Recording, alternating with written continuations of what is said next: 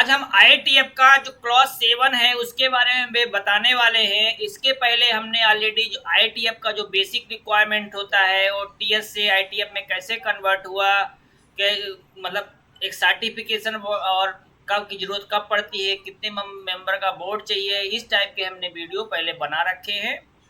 और हमने उसके अलावा क्लॉज नंबर 1 से लेकर के क्लॉज नंबर 6 तक का भी वीडियो बना रखा है।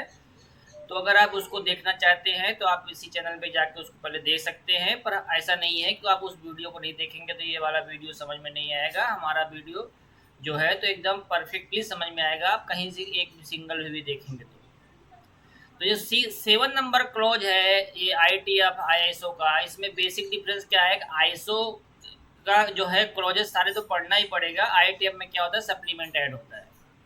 तो आप आईएसओ का क्लॉज छोड़ करके ओनली आईटीएफ का क्लॉज पढ़ेंगे तो बहुत सी चीज़ें मिस रहेंगी। हम जो आपको बता रहे हैं दोनों का कॉम्बिनेशन से बता रहे हैं। तो 7 नंबर जो क्लॉज होता है तो जनरली लोग बोलते हैं ये आईटीएफ का रिक्वायरमेंट है, ये रिमेनिंग जो जितने भी क्लॉज है आईटीएफ का रिक्वायरमेंट है। तो सबसे पहले हम तो क्लियर कर दें, आईटीएफ का रिक्वायरमेंट नहीं होता, ये इंडस्ट्री का रिक्वायरमेंट होता है। एक कंपनी को बेटर मैनेजमेंट तरीके से, बेटर सिस्टमेटिक तरीके से रन करने के लिए होता है।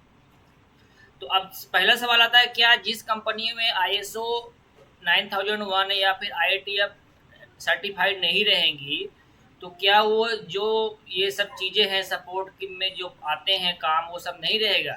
डेफिनेटली रहेगा। हो सकता है कुछ में से एक आध दो चीज़ कम रहे, पर रहेगा तो ज़रूर, क्योंकि वो बेसिक रिक्वायरमेंट है।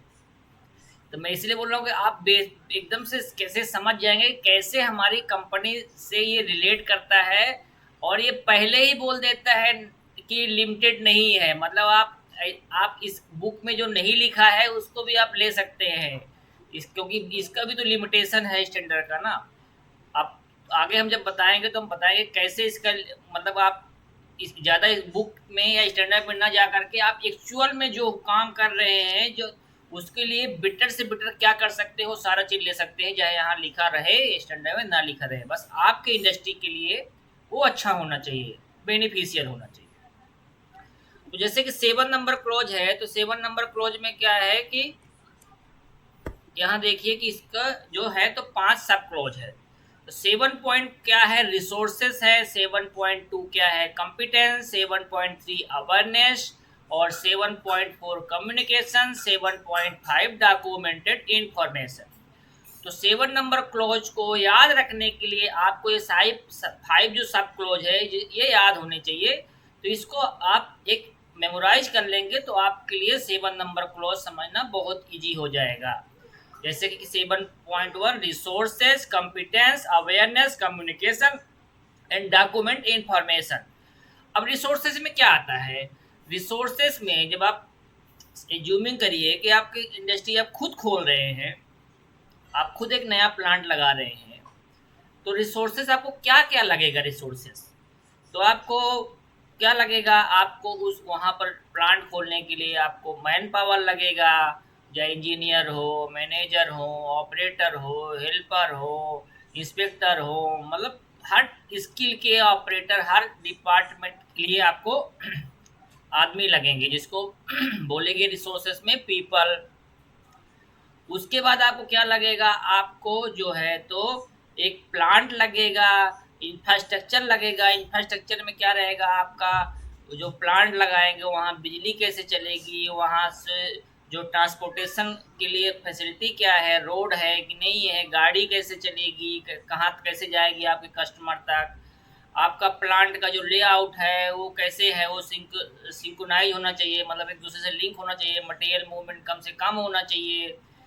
तो रिसोर्सेस में इस टाइप की एक्टिविटी आएगी। उसके बाद जो कॉम्पिटेंट है, कॉम्पिटेंट में आपका क्या है कि जो आपने पीपल्स रखे हैं वो पीपल ऐसे तो कोई नहीं चलेगा, जो जिस काम के लिए आपने रखा है उस काम में वो कॉम्पिटेंट तो होने चाहिए। तो वही चीज़ बोल रहा है, कॉम्पिटेंट मतलब आपका पीपल से लिंक हो गया कॉम्पिटेंट। अवेयरनेस हो गया, वो पीपल के लिए अवेयरनेस हो गया कि मतलब जो क्वालिटी पॉलिसी, क्वालिटी ऑब्जेक्टिव, इन सब के बारे में जानकारी चाहिए। कम्युनिकेशन, कम्युनिकेशन जो है तो एम्प्लॉय से employ communication throughout the customer supplier, ये कम्युनिकेशन चैनल स्ट्रॉन्ग होना चाहिए ताकि कोई भी इंफॉर्मेशन जो है तो तुरंत एक दूसरे के पास पहुंच सके। डॉक्यूमेंटेड इंफॉर्मेशन में क्या आ जाता है कि जो कि पहले डॉक्यूमेंटेड रिकॉर्ड्स होता था वो ही इसमें डॉक्यूमेंटेड इंफॉर्मेशन में कंप्लीट आएगा कि डॉक्यूमेंट कैसे बनेगा, रिकॉर्ड कैसे बनेगा, डॉक्यूमेंट्स क्या होता है, रिकॉर्ड्स क्या होता है, इसका जो है डॉक्यूमेंट्स को कैसे कंट्रोल करना है। जैसे कि कुछ चेंजेस होता है तो ईसीएन लगेगा, या फिर जो है तो कुछ भी चेंजेस पे ईसीएन तो लगेगा ही, और आपको डॉक्यूमेंट कब तक रखना है, उसका रिटेंशन कब तक रखना है, ये सब चीज़ें आएगी। तो अभी हम देखते हैं अगला में।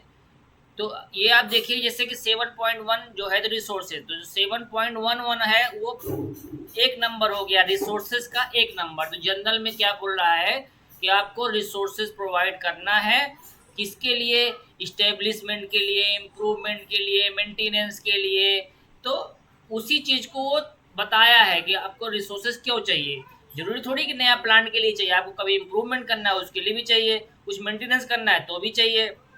उसके बाद इंफ्रास्ट्रक्चर के बारे में बोला था। देखिए यहाँ पर 7.11, 7.12, 7.13, मतलब 7.1 जो रिसोर्स है उसके आगे जो डॉट बन के जो वैल्यू आ रही है, मतलब वो चीज़ें हैं।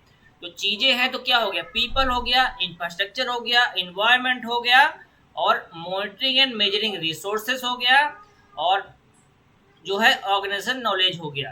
तो यहाँ जो 7.1 रिसोर्स में 5 चीज़ें मेन निकल के आ रही हैं।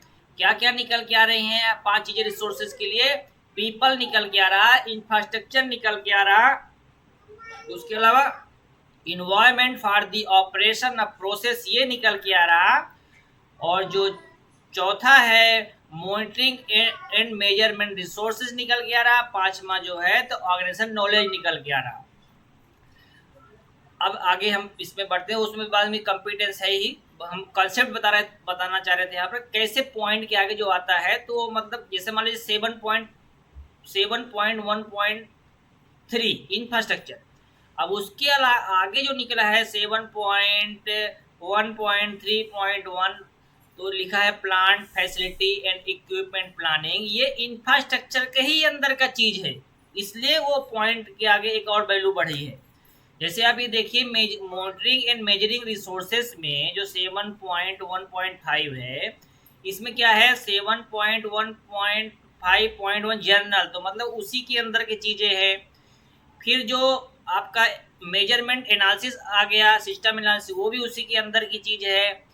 मेजरमेंट ट्रेसबिलिटी जो होगा वो भी उसी के अंदर की चीज़ है। कैलिब्रेशन जो होगा तो वो भी इसी अंदर चीज़ है। मतलब आपको जो मॉनिटरिंग और मेजरिंग करने के लिए जो जैसे कि इंस्ट्रूमेंट्स जो प्रोवाइड करेंगे अपने इंडस्ट्री में, वो इंस्ट्रूमेंट को एमएसए भी करना है, कैलिब्रेशन भी करना है, ठीक है ना। उसका जो लेबोरेटरी भी होनी चाहिए, जो कुछ चीज़ इंटरनल उसको कैलिब्रेट करेंगे, कुछ चीज़ जो है बाहर के लेबोरेटरी से करेंगे, कुछ चीज़ इंटरनल लेबोरेटरी में चेक करेंगे, कुछ बाहर के लेबोरेटरी में चेक करेंगे।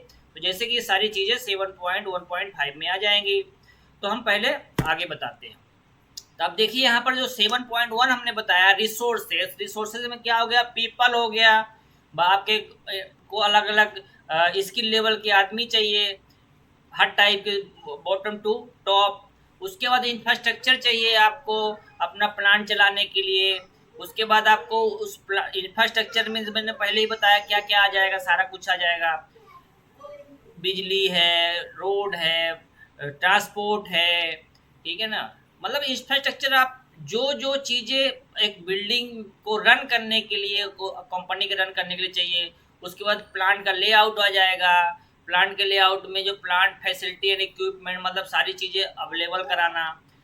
फिर जो है तो इन्वायरमेंट आ जाएगा। इन्वायरमेंट में क्या है कि जो 7.14 है, इन्वायरमेंट कैसा होना चाहिए, आप कहाँ काम कर पाएंगे। आप जैसे मान लीजिए कोई इंडस्ट्री है, आप खोलना चाहते हैं इंडस्ट्री, तो आपकी कंपनी में कौन आदमी काम कर पाएगा, जब आप वहाँ पर मेंटेन रखेंगे। हीट भी ज़्यादा नहीं होनी चाहिए, साउंड भी ज़्यादा नहीं होना चाहिए, ठीक है ना। जब सारे फैक्टर जो कंसीडर करते हुए उसका नॉइज भी ज़्यादा नहीं होना चाहिए, कान फट जाए, पर्दा फट जाए, तो वो आपको तो उसके लिए मॉनिटरिंग करना पड़ेगा कि ये सही रहे। आपको वाटर मैनेजमेंट, पानी प्रदूषित नहीं होना चाहिए, उसका भी टेस्ट होना चाहिए। तो ये सारा चीज़ जो रहेगा ये आपको थर्ड पार्टी से टेस्ट करके उसको लेना है। यही बोलता है आईटीएफ रिक्वायरमेंट कि आप जहाँ जहाँ इंडस्ट्री खोल रखे हैं तो आपको ये सारी चीजें मेंटेन रखना है, ताकि जो इन्वायरमेंट पे इफेक्ट ना पड़े। पड़े का एक्चुअल मीनिंग है कि वहाँ जो आदमी काम कर रहा है उसको नुकसान ना हो। उसके लिए पानी अच्छा होना चाहिए, नॉइज ना रहे, ज़्यादा वाइब्रेशन वाला प्लांट ना रहे, उसको वाइब्रेशन है तो उसको मतलब मिटिगेट करना है, केमिकल ना रहे। ठीक है ना। तो सारा जो सर्टिफिकेट होता है वाटर का होता है, ठीक है, आपका हीट कितना है प्लांट में, नॉइज कितना है, वो सब एक लिमिट के मेंटेन करना है, लाइट कितनी है वो सब मेंटेन करना रहता है।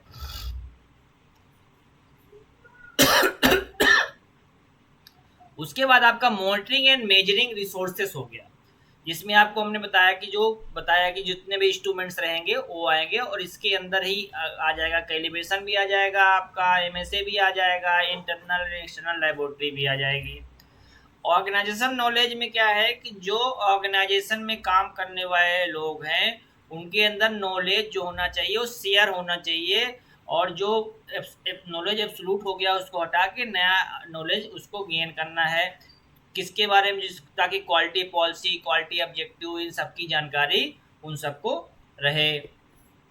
फिर 7.2 क्या है, कॉम्पिटेंस। अब कॉम्पिटेंस मैंने यहाँ आदमी क्यों बना रखा है, क्योंकि जो आदमी आपने वहाँ 7.1 में लिया था तो वो आदमी कोई भी तो नहीं चलेगा ना। आपको जो स्किल सेट, जो जानकारी उस आदमी में चाहिए तभी तो आप काम करा पाएंगे। तो वो आप आदमी आपके काम करने के लिए कॉम्पिटेंट होना चाहिए, मतलब उस इंडस्ट्री में काम करने के लिए कॉम्पिटेंट तो होना चाहिए ना।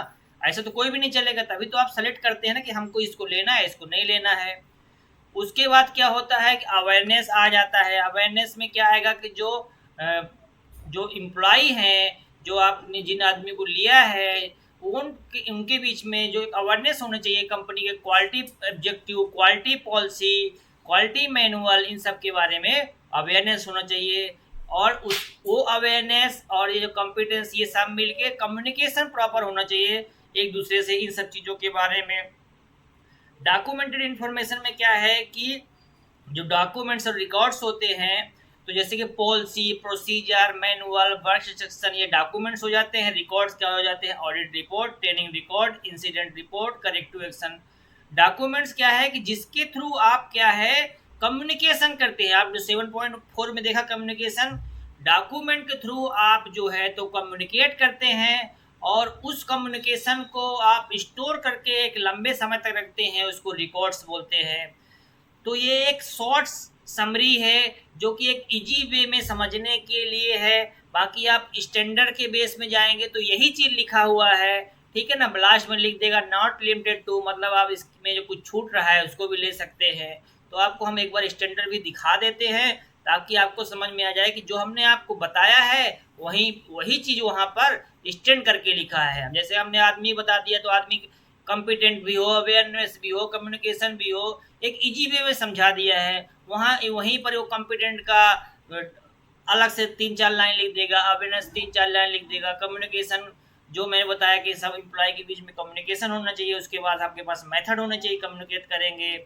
डॉक्यूमेंट इन्फॉर्मेशन में ये तो हमने बताया डॉक्यूमेंट ये है। ये डॉक्यूमेंट का क्या है कि इनका कंट्रोल होना चाहिए, इनका रिटेंशन होना चाहिए कि डॉक्यूमेंट को हम कब तक रखेंगे, 2 साल रखेंगे, 4 साल रखेंगे।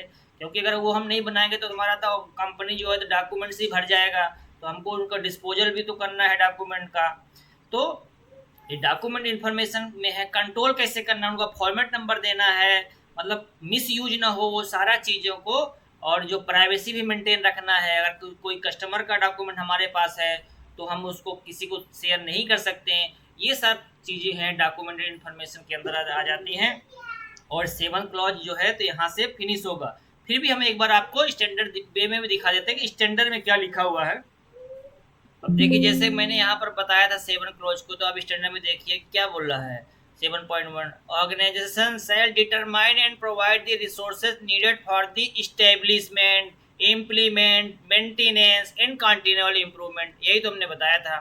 उसके बाद पीपल का देखिए क्या लिखा हुआ है, organisation shall determine and provide the person necessary for the effective implementation of its quality management system. आप इसको समझिए, आपको इंडस्ट्री को चलाने के लिए। इंफ्रास्ट्रक्चर में क्या होता है, बिल्डिंग भी आ जाती है, सोसाइटी यूटिलिटी भी आ जाती है, सब लिखा हुआ है।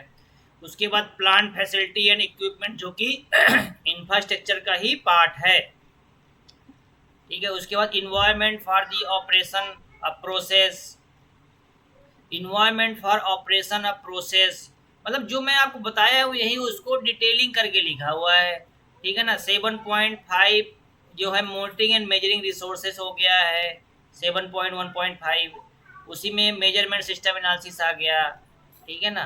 तो हम आपको कहाँ पर बता दें, कैलिब्रेशन वगैरह आ गया जो 7.1.5 आता है।